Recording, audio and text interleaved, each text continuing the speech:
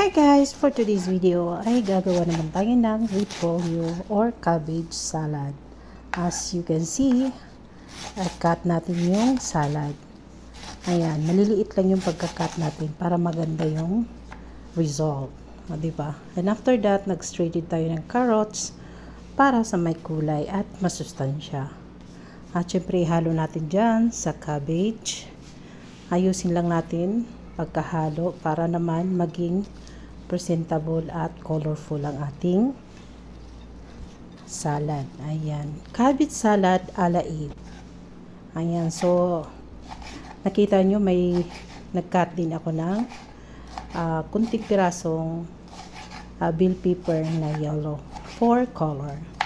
Para maganda yung kulay ng ating salad, so lagyan lang natin ng pangkulay. And then of course, lagyan natin ng masustansyang cucumber. Ayan. Para naman ang ating salad ay maging makulay at green ang kulay din. Ayan. So, ihalo lang natin, i-mix lang natin lahat ng mga ingredients na ating mga gulay. Then after that, mag-cut din tayo ng onion. Then i-cut lang. Ayan, i-cut lang natin ng maliliit o manipis para maganda yung ating salad. As you can see, nagprito ako ng chicken na kunti lang. Ayan, so kunti lang yung pagkaluto para hindi naman siya masunog. At yan na nga, itapping natin yung chicken para naman maganda yung ating at masarap yung ating salad. Ayan.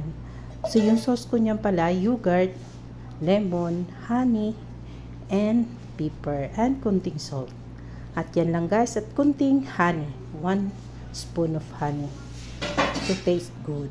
Okay, yan lang guys for today's video. Ay ang ating menu for today, salad cabbage ala Eve. Thank you for watching. God bless us all. Bye bye.